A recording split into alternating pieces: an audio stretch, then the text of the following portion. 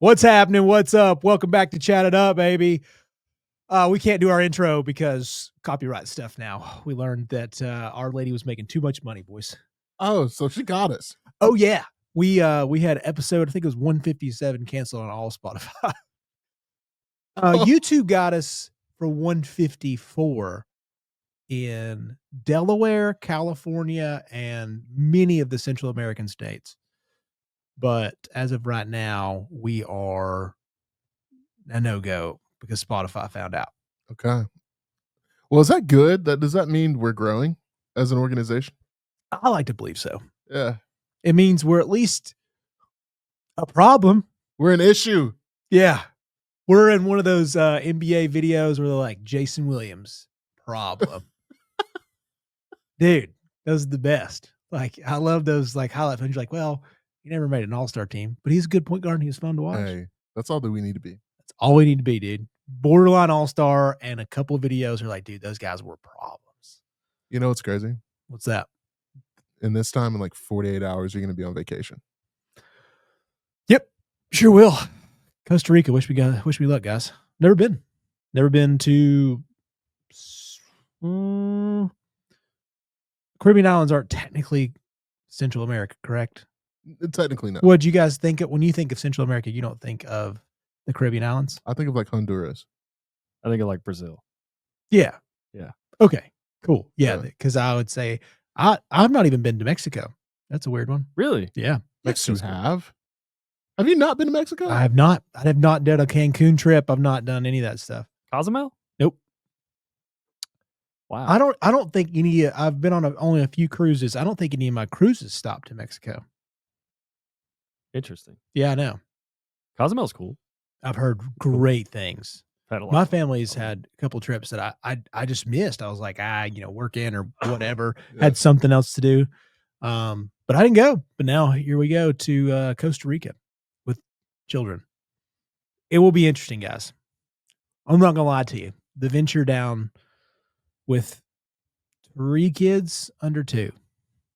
Oh, that's a trip and a half. Oh. Yeah, boys. Wish me luck. The trip is work. Yeah. Yeah, we're getting down there is work, not the trip. But No. We got 3 good kids, but also 3 kids. Yeah. But this house is sick. Can't wait to send videos and stuff. Oh, I can't wait to see it. Yeah. Oh, gosh. But it's going to rain the whole time. The whole time. We're on the backside of rainy season. Oh, no. Yeah. We looked that up, and my cousin Ashley, she called me. She was like, buddy, it's going to rain. And I was like, well, shit. Here we go. So, yeah, but it's going to be an adventure. It's sunshine in parts of the time. You know, it's just like you see any rainforest, you're going to get some bits and pieces. So just capitalize on the sunny moments. Capitalize. That's metaphor for life. Capitalize on the sunny moments. Wow. That's like today's episode name for sure. That's it. We're going to capitalize on the sunny moments. We have a pretend time of, what was it, 50 minutes? 7:45. Yeah. Roughly. We started this at 6:50, 6:50? Like 53. 53, yeah. Something like that. Yeah. Roughly. So here we go. Shoot for the moon, boys. Shoot for the stars and enjoy the sunny times. We're going to talk a little NFL.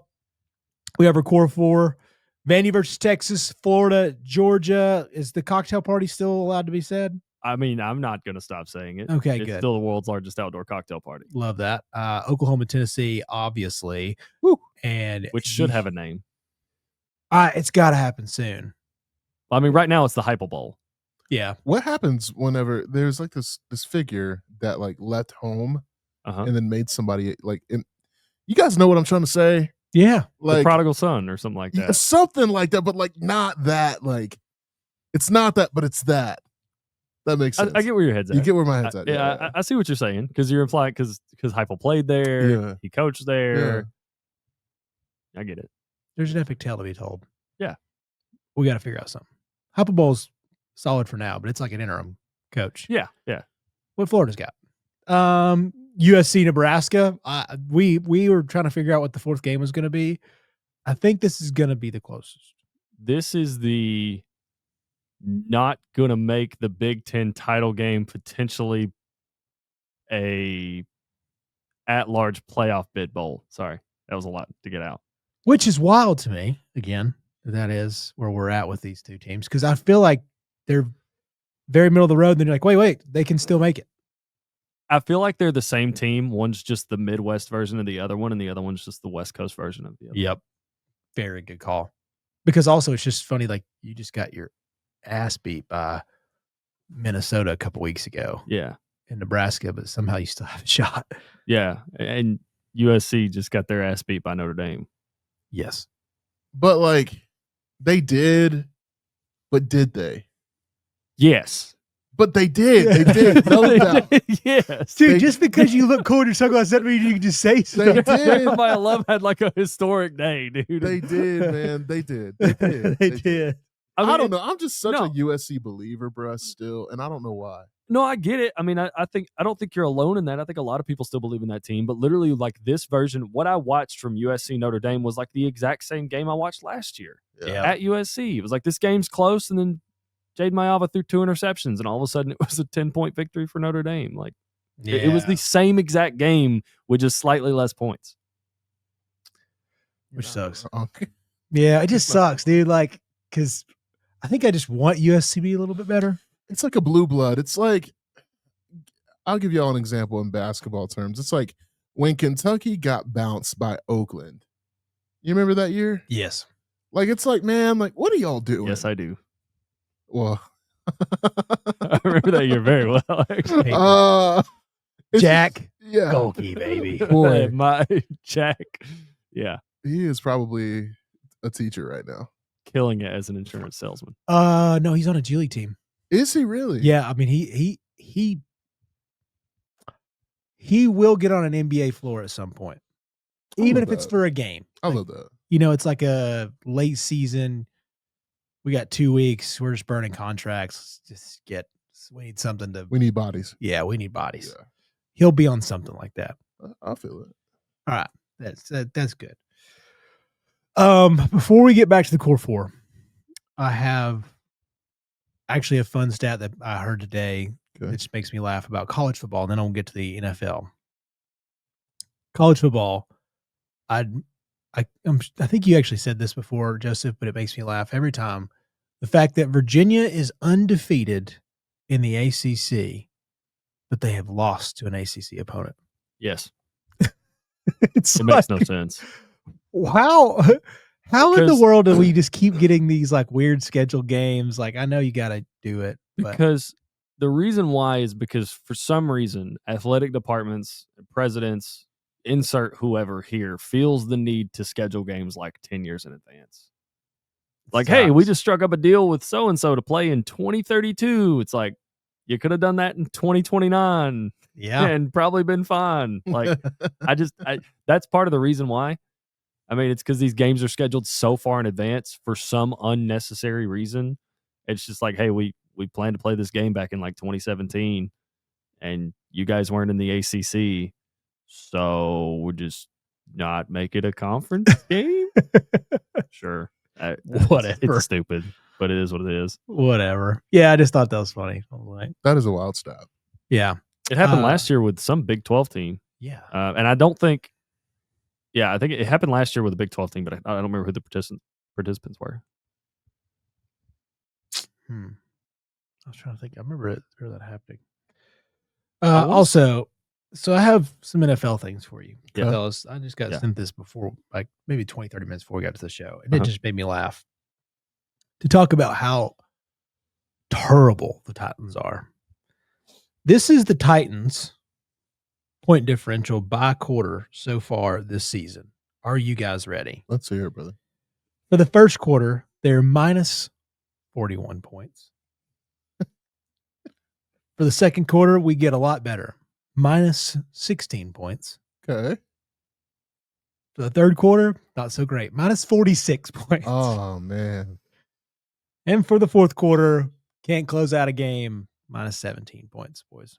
You know, there's a lot of bad football teams, and I'm not gonna say this is exclusively in the NFL. There's a lot of bad football teams that have a negative point differential in the first 3 quarters and a positive point differential in the fourth quarter. And the fact that they have a negative point differential in all 4 quarters is just rough, dude. And I'm sorry. It's okay. Having to deal with that. To give you an idea here real quick, of like that example perfectly segued me. The Panthers, -4 points first quarter, -62 in the second quarter, -13 in the third quarter, +41 in the fourth quarter. Oh, so they know how to finish games. Yeah. Or at least just rally back and score on second stringers. Yeah. Yeah. We can't even do that. The middle eight's kind of rough for Yeah. the Panthers. Yeah. I wonder what Baltimore's is. Are you ready? Yeah. This kind of hurts because you just realize how close you are. -4 in the first, Okay.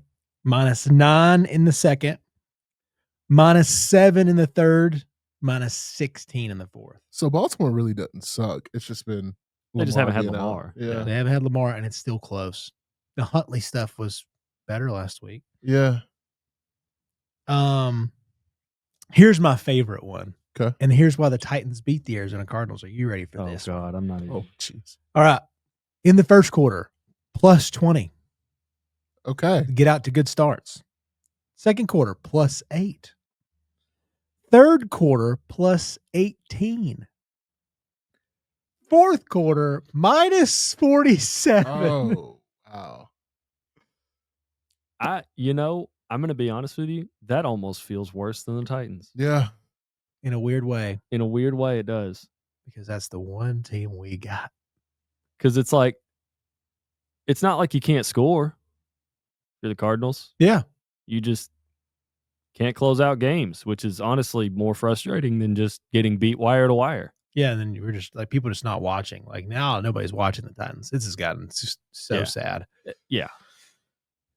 Whew. Do you feel like with the Colts' success, it's amplified how bad the Titans are? Yeah.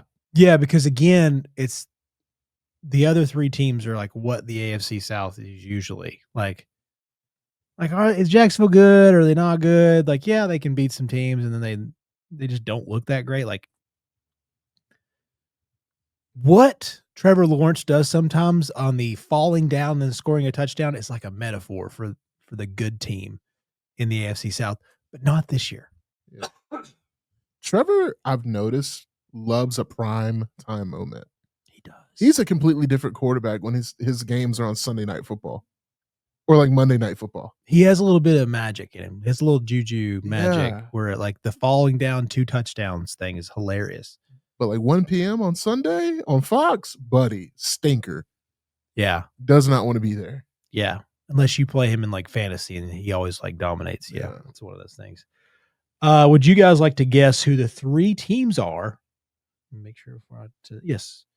4 teams. The 4 teams with all green positive numbers in each quarter are. The Colts.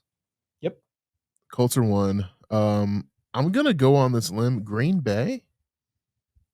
They are not. Oh.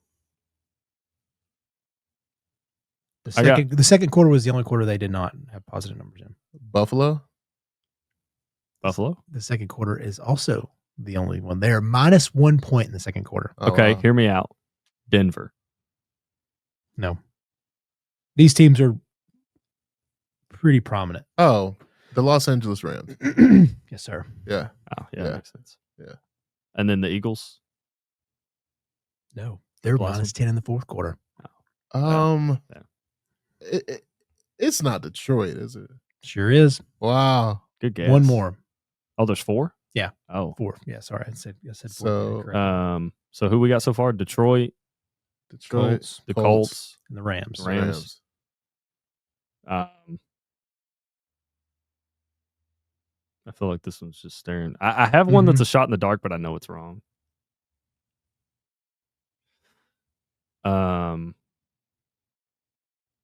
It's like surprising but not surprising all at the same time.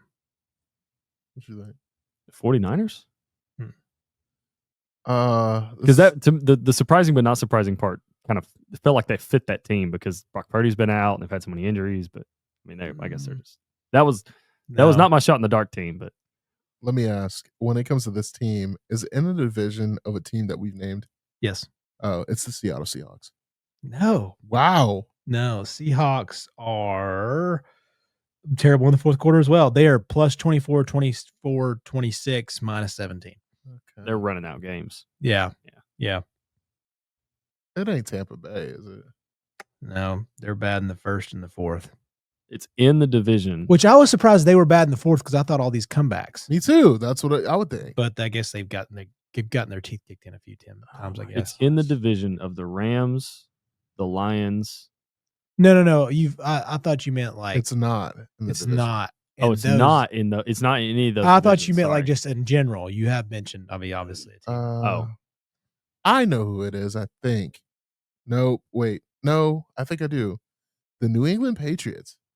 No. Oh my gosh. They're minus 4 in the fourth. Is it Dallas?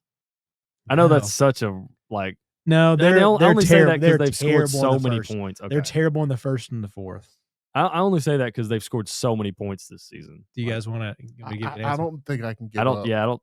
Kansas City Chiefs. I'm so stupid. I would not have expected that. Me neither. Because it After the is way like they a weird started the surprise. season. Yeah, exactly. Because it's surprising, but it's like also it's the Chiefs. Well, I mean, when they got Xavier back and they got Rashee Rice back, like they've gotten better. And they've dominated in these last couple of games. Yeah, I mean, they've really been the really last good 3 in or the 4 last games. They've been 4 games. awesome. Yeah. And they played. I just weren't. That very was one of good. those. That's one of those like it's so obvious that you're like, no, I can't be them. Yeah, exactly. That's why I was saying that.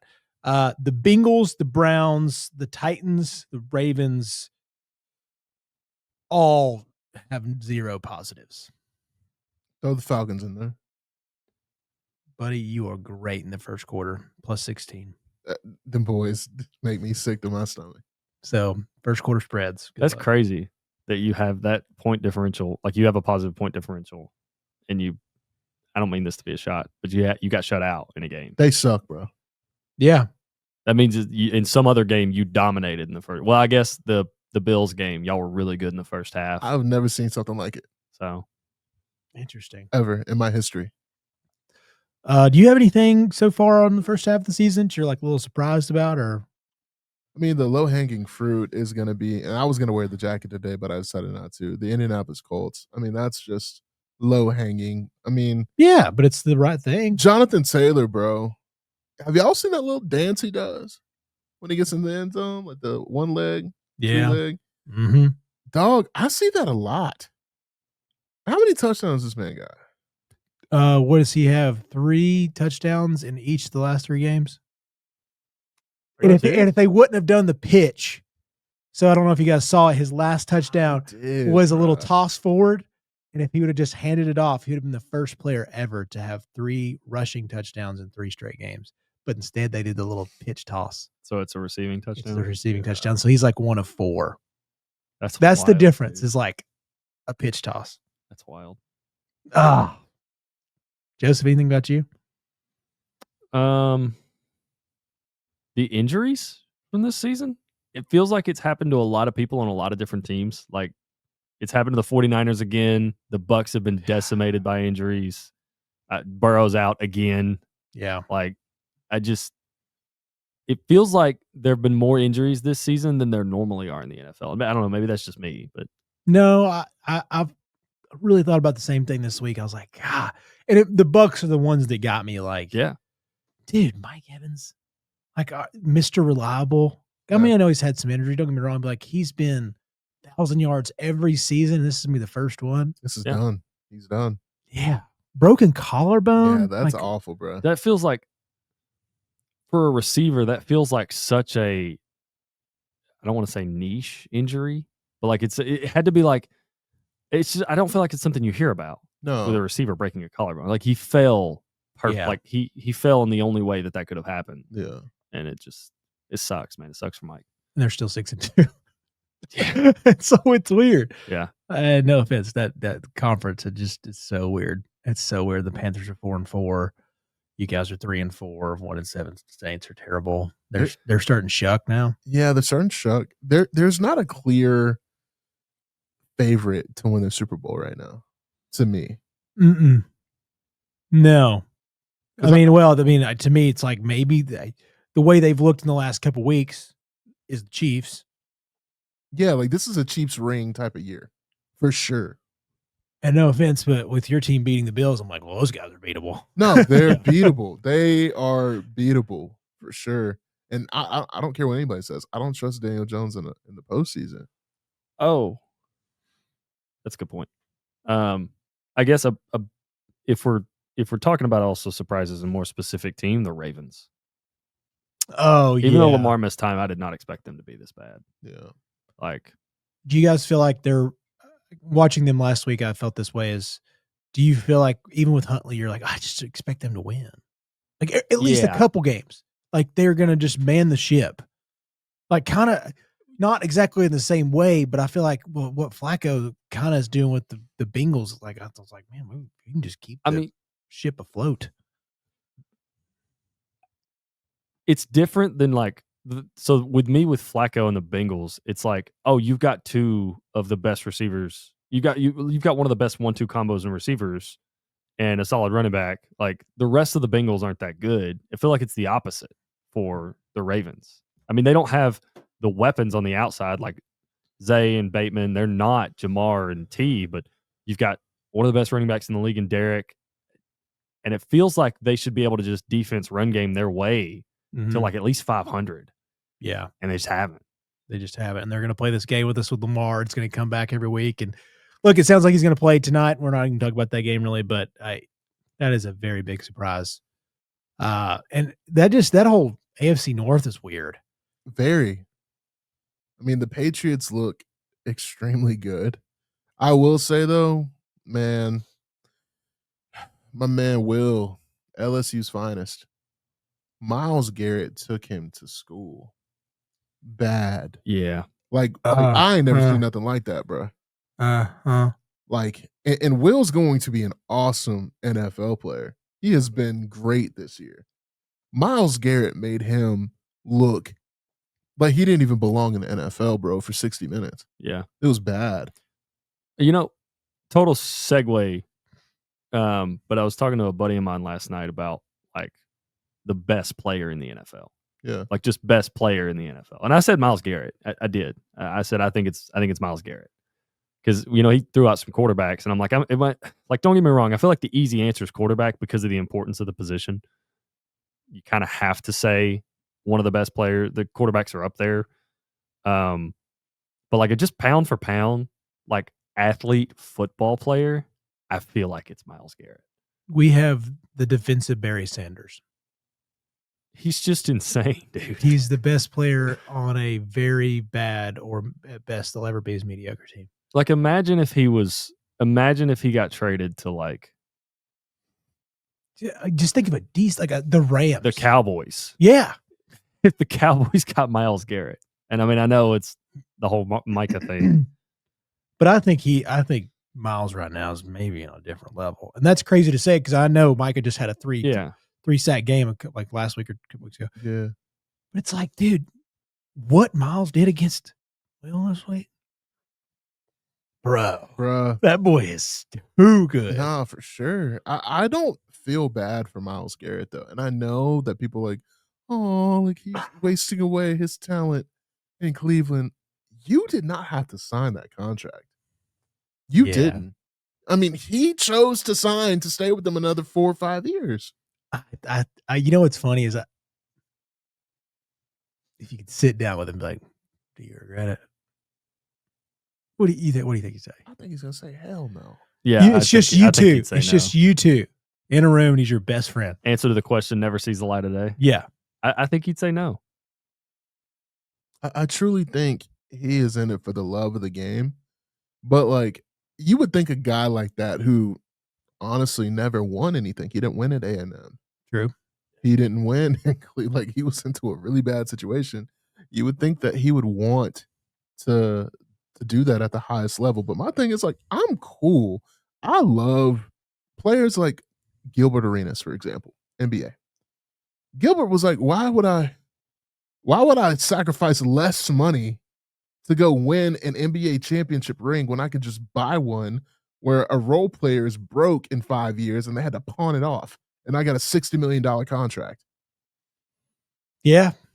It's just like, man that's going to get the max wherever he goes. And yes, I know the Yeah. max is different whenever it's in Cleveland. I think I don't know what the difference is. I'm not even going to make it up, but I'm sure it's significant amount what you get signed with your team. I get all that, but dang, dude, his frustration right now, it was pretty evident in the fourth quarter on the sidelines, the helmet toss, but it just is one of those things that I'm sure he's like probably an optimistic guy. He's clearly a smart dude. You listen to him talk, you're like, okay, like this guy's probably thinking like, we're going to figure it out. I'm good enough where I can help this team be awesome. I just don't think it's that way in football. Yeah. I think the problem is it's not his side of the ball. Exactly.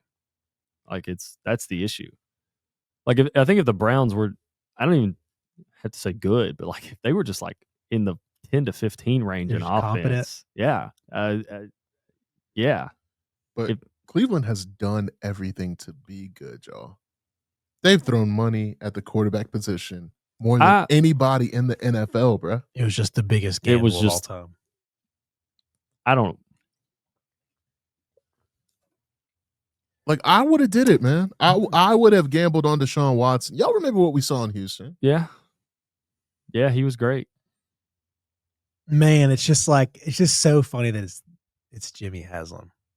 You know, like it's the irony of the situation. It's like, of course, this flames out to the worst because, man, I mean, you know, I'm an AFC South guy. Like watching Deshaun was magical sometimes. I hated it, but he was awesome. Awesome, dude. He just worst tank job of all time. I've never seen somebody fizzle out this fast. You think he plays another snap for the Browns? I do. I think because he's injured right now, right? Yeah. If Dylan Gabriel has another week, that is just abysmal. They're gonna throw Shador in there. They're not gonna want to, but they're gonna do it. You got to put butts in seats, dog. And because you got to give people something to see, and I think if once Shador if this guy happens to just light it up, you roll with him as long as possible. If he gets hurt, then you can go back to Dylan Gabriel, cut your losses, and then just get ready for Deshaun Watson or go grab somebody out of the draft. Yeah, go figure it out after this. I mean, you're probably we're gonna be the worst. Titans are gonna be the worst team. Saints are battling for that. That's gonna be a sweet battle for the bottom at the end of the year. I don't know if you guys saw Titans Saints is the last game of the year for us. So that's the relevant bowl. So, whoever. Yeah, that's the number one pick bowl. Yeah, can't wait. I think I might go. Is it in Nashville? Yeah, you should. Probably gonna go. So if you get the number one pick, and Arch Manning, he gone. You're gonna try. You're gonna keep trying this thing with Cam. Yeah, you don't shop Cam at all. Is he not the issue? I don't think so. I think your offensive line's terrible. I think it's just a huge coaching issue, and I think it's an ownership issue now. Now that I'm kind of getting a little weary on, maybe I'm buying into the weird Titans Twitter world where I'm like, Amy's the problem. Yeah. I think there's just a lot of management issues. I think we just sucked. We just suck as an organization right now. It's all it is. No, you can't give up on Cam yet because, I mean, at least you're like, I think the hard part about Cam is you watch a few things and you're like, maybe. So you got to hold on to that for a little while. There's some maybe moments. And I think you're going to get, like, if Mendoza keeps rolling, a couple of the other guys, like, number one pick might be pretty valuable. You might get a war chest of picks for that number one spot. Yeah. I'm going to be real, y'all. And we're going to talk college ball here in a minute, but these quarterbacks might get some folks fired, like GMs. Who in particular are you worried about? Truly, bro, Ty Simpson. I think Ty Simpson might get a GM absolutely. Like, I think that's a reach. Like, to me, when I see Ty Simpson, I see a more chiseled Jake Fromm. He does have solid physique. Yeah. Like, truly, Jake Fromm did amazing work at Georgia. You watched it, Joseph. They both play very, very smart football. Do not turn the ball over. I think Ty's better than Jake. He's also taller than Jake, which I do think matters. Yeah. I don't know. It would depend for me. Like the whole quarterback evaluation from college to pro, it really just unless they're just like like for me. And when I say this, I think of Joe Burrow, like someone who went to a bad franchise and was just the guy. Yeah. I don't think there's a Joe Burrow in college football right now. Like I think these quarterbacks are good. I think Ty Simpson's great. I think Fernando Mendoza's great. I don't know if either one of them is to that level. So I don't know if any of them are turn your franchise around good. Yeah. Like turn a bad football franchise around good. Yeah. Like I think more often than not, good quarterbacks end up looking worse because they go to a bad franchise. Whether more often than it's their ability, I think it's just where they end up and who Yeah. they end up around. I agree. 100%. Because I think if somebody would have traded up or made a move or had a pick or done something, it doesn't happen as much in football where like somebody lands into a number one pick, the future picks thing. Yeah. But if somebody were to, I really think if Cam would have landed in a much better spot, we'd been like, dude, this rookie is awesome. Like if he would have been in Jaden's spot last year, I think you'd have seen something closer. I don't think we're getting Jane Daniels. I don't think we have that. No. But I think that you would have been much closer to Jaden than maybe what you're getting with this team. Yeah. I think of Drake May is who I think of. Because Yes. Drake May to me is a quarterback who's kind of similar. That I feel like he's more interchangeable with Cam. Yeah. Now, also Drake is not in his first year in the NFL, so I think you've got to give Cam a little bit more time. I think he'll get better in year 2 and probably in year 3. But like Drake's just got a better situation around him. Yeah. Better run organization. Sorry, Chase. Better head coach. Oh yeah. Like no doubt about it. I think that matters. Yeah. Especially right now. I think Cam, I mean, that not being a New York Giant sucks. Because you see what's happening with Jackson Dart right now. Like Jackson Dart is playing amazing football. By the way, the best bet in sports right now, Jackson Dart anytime touchdown. It's a good one. Cash in 3 straight weeks. Yep. You started it. You're welcome. You're welcome, Jackson Dart. I have been just bam every weekend. It's nice, huh? Yeah. He's good, man. He is good. And look, he's running like a man possessed too. I don't know how long that's gonna last. Man, prayers for Cam Scatterbo. Prayers for Cam. Like, golly bum, that sucks, dude. That's just one of those football dudes everybody loves. Like his lifespan was gonna be short in football. But like another one of these injuries after this one, like you really got to think like, all right, like he needs every ounce of athleticism he can get. Yeah, because you just got to be so physical if you're going to be him for sure. All right, let's try to tighten up our time because we only have 20 minutes left in our fake time. Okay, fake time constraint. Core 4. Yep. Would you guys like to start in the Midwest or one of the Souths? Let's start in the Midwest, man. Let's get the business out the way. Okay. USC, Nebraska. What did you claim this as? This is the so there's actually there's probably 2 names for it. Okay. This is we're the Midwest version of Nebraska and we're the Midwest version of USC and we are the West Coast version of Nebraska Bowl. Because I feel like these teams are, I don't know, they're not, but in my head they're eerily similar.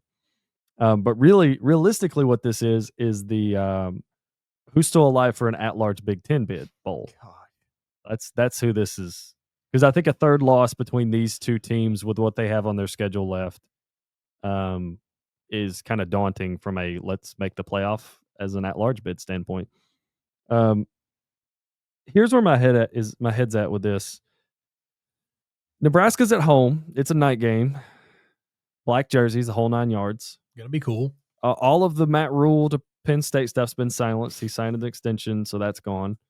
So he's your head coach. He's fully your head coach. Can you keep Dylan Raiola off the ground? Can you keep him upright? Can you stick to what works? Like if you're running the ball on USC and keeping the ball out of Jade Mayava's hands,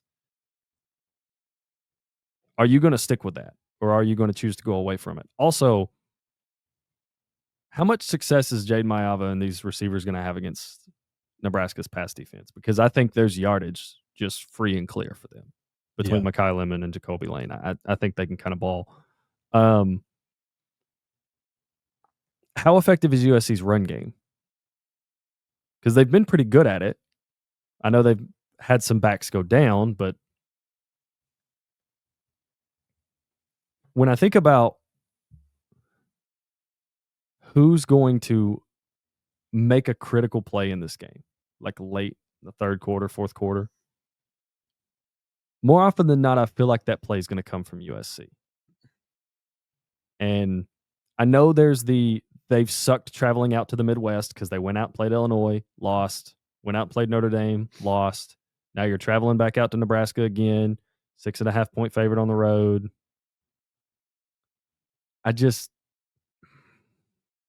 I've flip-flopped back and forth between wanting to pick USC because I do just think they're a better team right now. But I also can't shake the Lincoln Riley sucked going out to the Midwest over the past few games. I don't know, man. You could talk me into picking both these teams.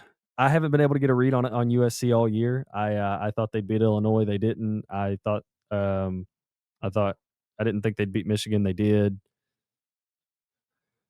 I think I'm going to go back to the well. I think I'm going to pick USC to win this game. I don't feel great about it. I don't feel bad about it. A question I do have for you guys: who do you think needs this game more? It's not even close. If Lincoln Riley loses this game, he's officially on the hot seat. That's why. Yeah. I mean, what's the saying? Once is a coincidence, twice is unfortunate, three's a pattern. Yeah. Like if you lose to another Midwest team on the road in the Big Ten, is this just what you are? Yeah. At USC? That's what it's starting to feel like. Like, is this going to be we're in a year where we have more home games than road games, so we actually have a playoff shot now, but the moment we have to travel to the Midwest a bunch, chalk it, the year's done. I'm with you. I think Lincoln Riley has to have this game way more. I think Nebraska fans, Matt Rule, obviously they want it, but I think they understand that this is a process and that watching this team enough this year, Nebraska's just not there yet. They're close. They're getting there. They're getting closer, man. They got to get better on the offensive line. Like, Dylan needs some help. But this feels like a must-have game for USC. Like, it feels like if USC doesn't win this, I don't know if... And I know they got that number 1 recruiting class coming in for USC, so it's tough to say. I don't know if they recover, but I just feel like this is a must-win game this year for USC. It absolutely is. And that's why I'm also picking the USC Trojans. It's simple, man. When I think about this, bro, Nebraska's offensive line is very, very bad. And I think, yes, USC has had some times that they haven't looked up to par, but I just think they're rested. I think Dylan is going to be a superstar. I really do commend Dylan for going to Nebraska. Yeah. Like, that's really cool. And staying. Yeah. And actually staying in today's climate, like, that is some real G stuff. But I just think it's going to be too much for him. And that's why I'm taking USC. I think they're going to have some deep shots down the field. And I think they're going to be able to run the ball too. I expect Lincoln Riley to play with, like, aggressiveness. So. Yeah. Make it a three-peat here. The main reason just does feel like this is going to be the one time they capitalize. I think Nebraska wants to be physical a lot, and sometimes they are, and sometimes they're not. And I think that's what both these teams can be. Nebraska, in their last 2 losses against Michigan and Minnesota, against Michigan rushing 286 yards. Nebraska rushing 43 yards. Minnesota versus Nebraska. Minnesota, 137 yards rushing. Nebraska, 37 yards rushing. And a lot of these are from sacks that Dylan Raiola takes because in college those count, and it doesn't look great. I think USC can run on this team. I think they can still throw on this team. And I think Matt Rule is going to fall for trying to be a passing team when he may have one of the best all-around players in their running back, and I just don't know if Emmett Johnson's going to get enough carries or touches because sometimes he's like, I'll get to him later. And then you're down and you got to throw the football and you're like, well, they're the 80th in pass defense, USC is. Surely we can throw on them. And then every time you don't get Emmett Johnson the ball enough, you lose. I think it's something like if he has over 20 carries, they've won every game. And they've lost every game he does. So it's So give him the ball. Give him the damn ball. And I think Rule just you might get sucked into USC's bad. Let's throw it on him. Let's let Dylan have a day. Dylan can have days. I think Dylan's an excellent thrower of the football because he did have 300 yards against Michigan. But when that happens, they get sacked a lot. Get sacked a lot, man. And I'm just afraid that offensive line's not going to hold up. I'm not saying USC is world beaters. And I think this is a game I'm not sure who I think is going to lose, but I think Nebraska's going to lose more. So that's kind of how I feel about it. I don't feel great about USC winning, but I think Nebraska losing is better odds. Yeah, and this is I think this is far and away the best passing attack that Nebraska's seen this year. Oh, yeah. Like if we're talking about teams they played in the past, they got blown out by Minnesota. They played at Maryland, Michigan State. Michigan ran all over them. I mean, I don't think they've seen anything like they're going to see from Jade Mayava and Jacoby Lane and Mekhi Lemon. Nope. USC's got to have it. All right, three away quick. All right, let's go to Vandy, Texas. You want me to start? Yeah. Listen, man, I'm going to keep this short and sweet. I'm not going to pretend to know who the backup at Texas is. I don't know his name. I really don't. I've just got a feeling that the way that Vandy's looked over the past couple of weeks, and they've looked a little bit shaky compared to how they were early on in the season. I think the string of SEC games is starting to get a little bit tougher. I still love this Vandy story,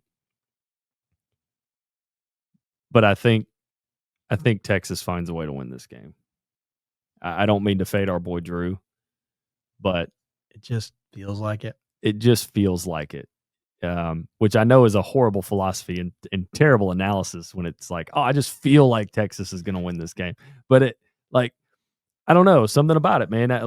They were able to pull it off on the road against Mississippi State last week. I think that really bought this team a lot of momentum, and I think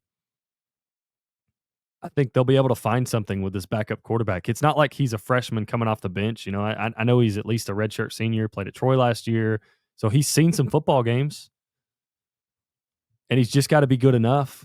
Matthew Caldwell, thank you. Matthew's just got to be good enough, man. Because I think Sark's going to do everything he can to make it easy for him. I don't feel great about it. I don't. And I think this is the first time I've faded Vandy outside of the Alabama game. It's the first time I faded Vandy since the Bama game. I've believed in them a lot this year. I don't believe in them on Saturday. Give me Texas, man.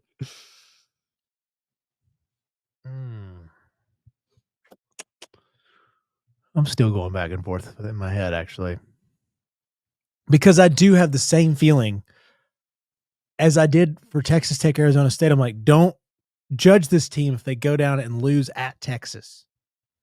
Because it just feels like time. And there's no great analysis here. Like, Vandy is probably a better football team, especially with backup quarterback for Texas. But it just feels like they've been revving on. Both teams are doing that thing where I feel like they're revving on RPMs the last 3 weeks. Vandy just played good teams. And Texas barely survived against Kentucky and Mississippi State. I get it. They're on the road. think I'm fading myself. I think I'm picking Vandy. Do it. Yeah, because I can't do it. I don't think Texas is very good. I think they're a middle of the road SEC team, which is probably pretty decent in most categories. But for Texas, they're not very good. Give me Vandy. Let's keep the train rolling. I'm not cheering for Vandy. I don't know why I just said keep the train rolling. Yeah. Well, you picked them a couple of times in a I'm row. gonna So pick it's 'em. like a Yeah, train of picking them, you know. Let's keep Chase trying to get back up the leaderboard train going. Yes. There we go. Well, this makes me concerned because I was going Vandy originally up to like -7. I think Vandy's going to blow out Texas. All right. Oh, Let's go. And here's why. okay. I watched the Texas and Mississippi State game in its entirety last week. Mhm.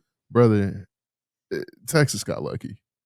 Like bad. Like Arch Manning turned into Peyton in the fourth quarter. I saw some stuff I've never seen before, bro. Like honestly, that game single-handedly, you cut on that film, a GM is going to get fired because he's going to take him in the first round. Because you see the potential there. I just think that Vandy, yes, that corner, their corners are bad. I'm just being honest. Yeah. They're But just not good. But like Diego Pavia, he's trying to have this Heisman moment. I think barring injury or something crazy, I think they come in and absolutely whoop on Texas. I think it would have been a noon game and it helps. That was one of my kickers. I was like, if you're not adding the Spooktober factor to this. I mean, at this point, we're technically in November. Oh, I guess it would be, wouldn't it? Be November Halloween's 1st. tomorrow night. So, yep. Yeah, I'm Mars. I'm off on my days. Yeah, so you're not even adding the magic to it. So sorry. Texas goes down. I respect it. Thank you. All right. Let's stay with the UTs. Oklahoma, Tennessee. I am very excited about this game and also very nervous because at the beginning of the year, I picked this game to be one of Tennessee's losses. Okay. Things have changed. Batir was as good as we hoped and thought. I wanted that to be true for Oklahoma fans because I was like, I think he's somebody that needs to shine. Like he was going to have a moment, and he did. He was awesome those first 3 weeks. Then the injury happened, and he has fallen from 303 yards per game passing to now 191 yards per game passing after said injury. Things I'm worried about for Tennessee is now that hand might be healed. It scares the crap out of me with this terrible defense. But I think Ole Miss gave us a little blueprint, and I don't think the corners are that great for Oklahoma. So if we can just block for a few minutes and let our 2 top 5 SEC wide receivers in yardage get loose, baby. I think the Vols carry on another W for Mr. Heupel. Give me the Vols by like 10. Oh, by Yes. 10? 10. By 10, like 34-24? Yeah. Yeah. I think 31-21 is what we're going to get to. Because I think 26 is the most Oklahoma scored in the SEC. Yeah. And I don't think they're getting there again. Would you say your defense is better than Ole Miss's? You think Tennessee's defense is better than Ole Miss's? Nope. But I think, we obviously with the sacks aspect, it may be maybe because we have such a strong. I think you might be able to rush the passer better. Yes, but yeah, I don't we're think obviously you're better there. on the back end. No, yeah, no, we're not. But maybe it's like the night stuff, dude. Also, we're already winning. I feel like we're already up 7-0 with the dark mode video. Did you guys see? Bro, 10 dude, out of incredible. 10, bro. The Cinema. Whoever created that, Noah, whatever his name is. Yeah, bro. Yeah, all those guys that is unbelievable. Shout out to you boys. That the media team for Tennessee, you guys have stepped it up every week and every year, and it's incredible. I love all social media throughout the SEC. You guys are doing great. I know how hard that is, and Godspeed. Malcolm Harris. Yeah. Go for it. God, you look so sick. I just looked up the TV, and you're like, thank you, man. Anyways, I feel like I'm in the zone. 28-5. 28-5. That's Josh Heupel's record at home as Tennessee head football coach. 3 of those losses were in 2021: Pittsburgh, Ole Miss, and Georgia. The other one, Georgia, in 2023. The other one, Georgia, this year. I'm sensing a recurring theme here. My boy can't coach against Kirby Smart. Well, it seems like, to be honest with you, if it ain't Bama, and it ain't happening a lot. Yeah. I know Ole Miss got them last year, but So, and what's crazy is he's actually undefeated at home against Alabama. That's his wild tenure. to me. Josh Heupel has never lost to Alabama while he's a head football coach I'll take it. at home Mhm. against Bama. Yep. So with that being said, man, I'm going with you, Chase, bro. I think it's gonna get ugly. Like I truly do. I think the first quarter, first half, yeah. I mean, go over on points because Tennessee can't stop a cold. I'm here to tell you, they can't. It's bad. It's egregiously bad. But I think Tim Banks. Cannot believe I'm saying this. I think he earns his paycheck this weekend. I hope so. I really do, because I mean, Mateers definitely doesn't look like he's back. He's not. He's not healthy. And like that's the thing is like, if he would have shown me a few things, but they're being so cautious with him, I think we are a long ways. Because listening to much smarter people than myself, it seems like that injury is one of those you cannot keep playing with. You need to let that rest heal and do all the medicine things you possibly can. And him going out there and taking hits like he does, and if he's not going to be able to run the football, I'm not going to give out more hope for this Oklahoma rushing attack. It's getting a little bit better, but it's not overwhelming yet. I thought Blaylock, I thought Ott, all those guys would tear it apart. Ott's still not healthy. It's just, it is what it is, man. They're okay, and they gave Ole Miss all they wanted, but in the end, I think Tennessee's pass rush gets to him, and I think that's Mateer might just be hurting. I agree. They had a really poor showing against Kentucky defensively. But I will say, whenever you're up 28 points at the beginning of the second quarter, Yeah. you're kind of like, all right, man, I can't wait to go back home, man. My girlfriend's going to be making some chili. Yeah. You know, I think they tighten up this weekend. What's up, Jay? That's where I'm at in this game is like, to me, with watching Oklahoma this year, and especially watching Mateer in the state he's in now, like, he's under 60% completion. Now, it makes sense. I'm not sitting here like taking shots at the guy. He's got a thumb injury on his throwing hand. It makes sense that he's not what he was before. I feel like this is not a good team. Sorry, let me rephrase that statement. I feel like Oklahoma's in a spot, and they got in this spot last week against Ole Miss. I don't think that team can play in a hole. I just don't think they're equipped for that. I don't think they're built for that. I know that there will be opportunities for Deion Burks and Isaiah Satania against Tennessee's defense. I fully understand that. I also think, like you said, Chase, I think there will be opportunities for Tennessee's defensive line to get after Mateer because the traditional run game has gotten better for Oklahoma. It's just still not been there like I'm sure they want it to be. And again, I know we've talked about Tennessee's defense. He said can't stop a nosebleed right now. This seems like a defense that you'll be able to get that traditional run game going again. But I don't know how much you want to be relying on your traditional run game if you're down 14 points in the first quarter. Yeah. You're going to have to keep up. Like Tennessee's the number one offense in the country for a reason. Yeah, I mean, I think Heupel's strategy for this game and Tennessee's strategy for this game is to get on Oklahoma fast because I don't think, and again, it's easy to sit here and say that because everybody wants to start fast, but Tennessee's particularly good at it the past couple of games.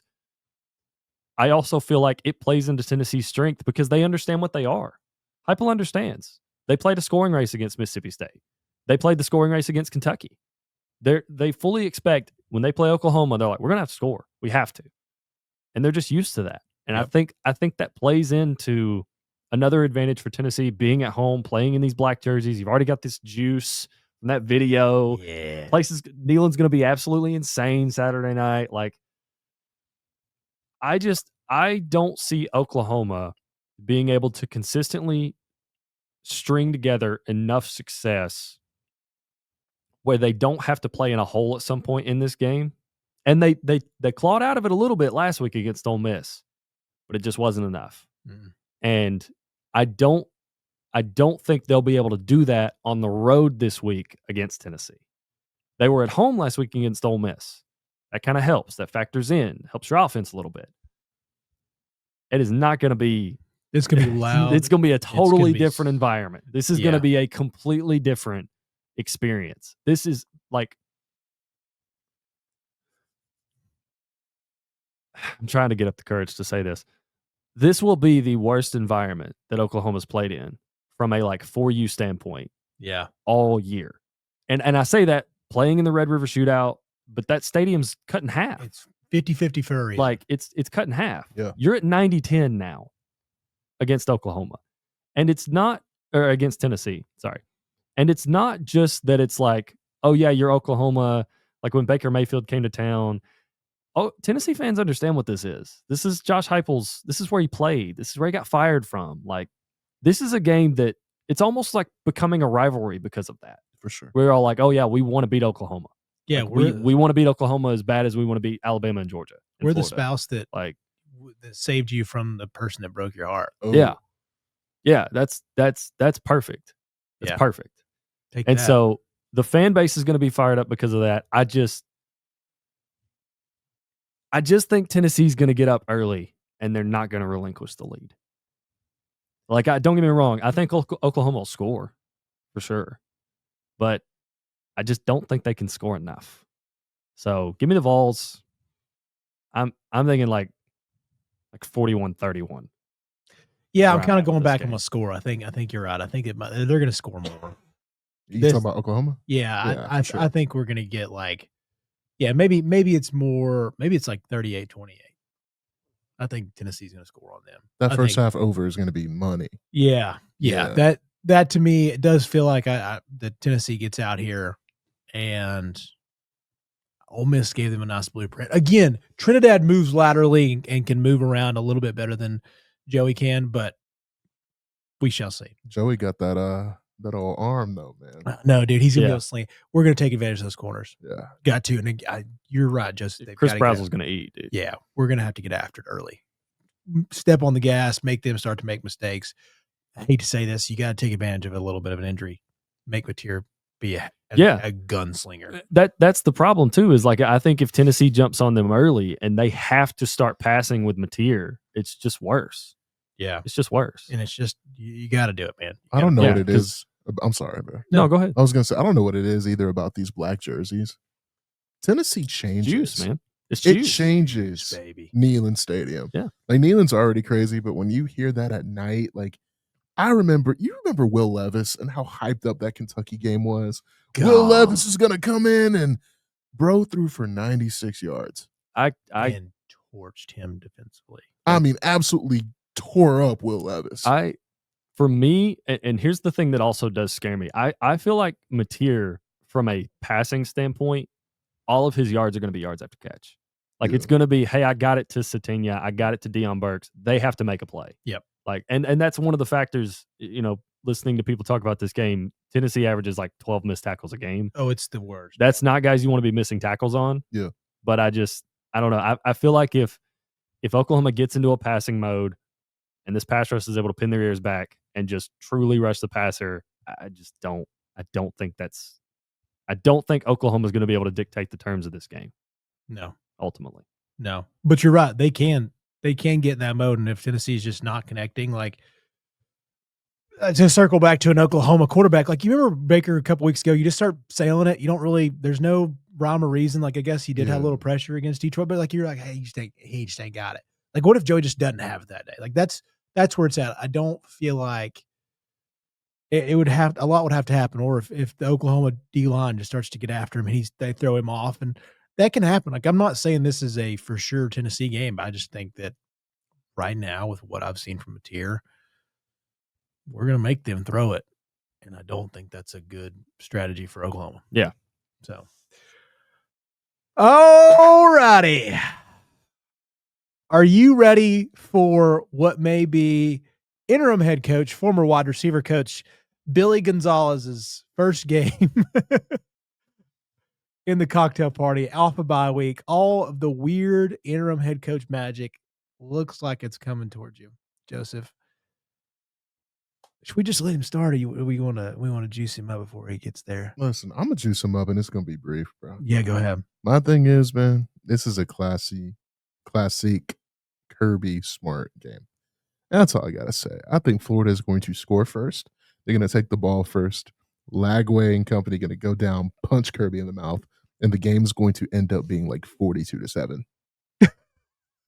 You know what's funny? If Georgia's defense only gives up 7 points, dude, I don't even know what I'd do with myself. You know what's funny is I had that same vision. I was like, they're going to come out with like the best scripted first 15 plays. I'm telling you, Florida's going to look so good for the first 15 minutes. I thought, I was like, man, they might come out. I in my mind, I'm like, I can see them being up 14-7 in the first quarter. Yeah. And that might be all she wrote, buddy. And Kirby's going to look at them boys, and we haven't used an F-bomb. He's going to be, all right, fucking lock in. There you go. Hell yeah, that's a good one. I hope so. And then the rest is history. Jay, I'm going to let you take it, bro. Yeah, dude. Georgia by a million. Yeah, give me Georgia. I mean, plus points. Dude, it feels like if they played Athens Academy, it'd be 14-7 at the end of the first quarter. Like, no doubt about it, buddy. No doubt about it. I don't know, man. I am someone who a lot of the times will often overcorrect in trying to assess my own team and fade myself. And I do that. I was fully prepared to do that. You know, I was thinking about this game, and I was like, man, you know, I think a lot of people are sleeping on Florida.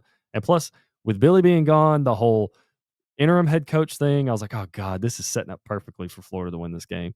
Then I saw the injury report, and I saw Aiden Mizell's out, Vernon Brown III's out, LJ McCray's out, Caleb Banks is out. I was like, oh God, okay. I mean, Florida's still athletic. They still got moves, but part of me thinks that Kirby and Schumann are going to put DJ in a blender at some point. Yeah. I don't know. And it feels like it's going to be the start of Georgia finding it and peaking in November, or starting to peak in November. Like, I think this is going to be the first game of Georgia finally putting it together and then playing some of the best ball they've played all season. And I think they're going to shoot for finishing the season very strongly. And I think Kirby would love nothing more than for Florida to be on the receiving end of that. And I love that. I love that our head coach is like, hey, I don't like you. Yeah. So give me the Dogs, man. I just think they're resilient. I mean, I think it could be 21-7 in the second quarter, and I still think Georgia could find a way to win this game. 100%. From what I've seen from Florida this year, they're still really talented. They are. I know the season hasn't gone their way.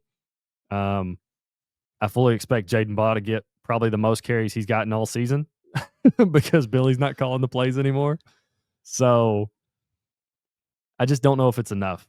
I just don't know if Florida has enough juice, enough gas, with Georgia still having everything to play for all four quarters. So give me the Dogs. I don't like the 7.5 number. I think that's a lot of points, because this is still a rivalry game, and I don't think Florida's quit for the most part. I do not think they've quit as a team, but I think Georgia finds a way to get the win. And I'm not equating it to the exact same scenario here, but I do think there is a little bit of this juice. I was listening to the Florida press conference. They're just talking about Ryan O'Hara is going to be he went from QB coach to promoted to the OC, and they're going to be preaching tempo. So I think it's really just like, hey, this is not going to be, backyard football or whatever. It's like, but hey, we're going to try to let this thing loose a little bit. It's going to be fast. We're just going to try to take the mindset out of like, hey man, let's see what can happen. We're not going to over strategize here. I think these coaches are a little in over their head. I don't feel like there was a whole lot of like great leadership all the way around in the Florida coaching staff. So this is like, they're all doing the whole, we're a team thing. I don't think that's going to work long-term. Yeah. And the thing about the whole playing with tempo and playing fast, I get it. It's a good strategy. Cause you mess with their Georgia defensive substitutions. Like you keep the same package on the field. I get it, but Georgia's seen that this year. Exactly. Tennessee did it. Ole Miss did it. And when you don't have depth, it's not going to help you past quarter one. I think that's why all three of us had the same point is like, yeah, you might get out 14-7 or 21-7 even, like you mentioned. But that depth not being there with the injury report and just what your team's been this year, it doesn't look like you have obviously talent. Yeah. That talent's not playing very well in a lot of spots. Yeah. So if you ain't got that, dude, good luck after quarter number 2. I'm telling you what. But it's going to be a fight, though. Like, these boys are going to come out and absolutely just try. Oh, dude, I think Yeah. DJ wants this game bad, especially Yeah. after last year, because they were well on their way, in my opinion, well on their way to winning it last For year sure. before DJ got hurt. Yeah. Like, I think DJ wants it bad. Yeah. I just think the way that Georgia ended the Ole Miss game, heading into a bye week, you get 2 weeks for Florida. It just feels like Kirby's going to have something here, and Georgia's just going to.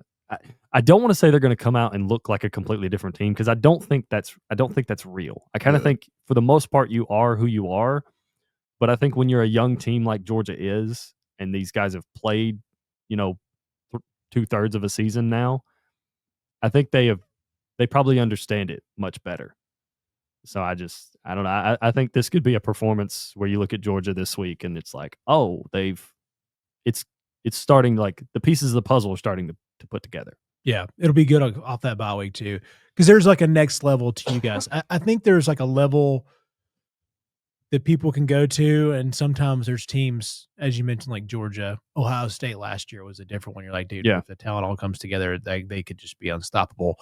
So now, like the top end of Georgia still doesn't feel like it's been activated because what if the defense gets better? Yeah. What if that's just the running game gets a lot better? There are avenues that you guys have that a lot of us don't have. I think Tennessee has seen like their top level and it can beat teams, but I also think because of the defense's lack of stopping anything that throws a football, it can only go so far. Yeah. Where Georgia, you guys could really take advantage if you're fully healthy. You step on the gas here and you destroy Florida. I don't know. I'm not going to be the first one to say it, so I don't want to take credit for it. But go ahead and do it. I think this is a big game for Noah Thomas from Georgia, because a lot of the fan base has been like, they put him on the milk carton, like where's Noah Thomas, and a lot of that's because Colby Young was ahead of him. Colby Young's out for the season. Is he really? Mm-hmm, yeah, he broke his foot in the Ole Miss game. So he's talented young guy, man. Oh, dude, he was quickly becoming like one of my favorite receivers. Just the way that, like, the contact balance he had, being that tall, he plays big, being able to take screens and run like that at like a true 6'5". Like, you don't see it. Yeah, him and Brazel like played that style is. It's like hard to see him do that. I'm like, oh, we got one. We got one. Yeah. So especially when you see a different version, like in Branch across. Yeah. You're like, I have two weapons that are opposite, but awesome all at the same time. Yeah. Yeah. I think if Noah Thomas, I think this could be the game where it's like, oh, hey, they still did pull that guy out of the portal, and he still is capable of doing what he did last year against Auburn. Yeah. So 4 catches, 56 yards in the season. Yeah. Yeah. I think he could match that by halftime. Hope so. Maybe. You'll need it. So. Well, good pod, gentlemen. You guys have anything else? Any parting thoughts for the weekend? Besides you looking cool as a? Just have a good time, man. I will. I'll see you guys in like 3 weeks because I will be vacation and then trade show season. Yep. I will be on 8 flights. 8 flights is absurd. That's wild. I think we're at. Sky Miles is going crazy. Yeah, Sky Miles and shout out to Delta, shout out to Hilton. Those are my ones I'm rolling with. Okay. For the month of November. Okay. I've got two closing thoughts. Number one, stay safe. Keep the family safe. Enjoy the trip. Number 2, by the time Saturday rolls around, gentlemen, we will be in the last month of the regular season of college football. Oh, that is so God. Could you have been that show any worse? That sucks, bro. Soak it in. Enjoy it. Because there's only 4 weeks left of the regular season come Saturday. That really sucks, bro. Happens fast, man. It sure does. Happens real fast. Life's awesome. Love you guys. You guys are the best. Like and subscribe everywhere. That's Chatt Up Sports. We out.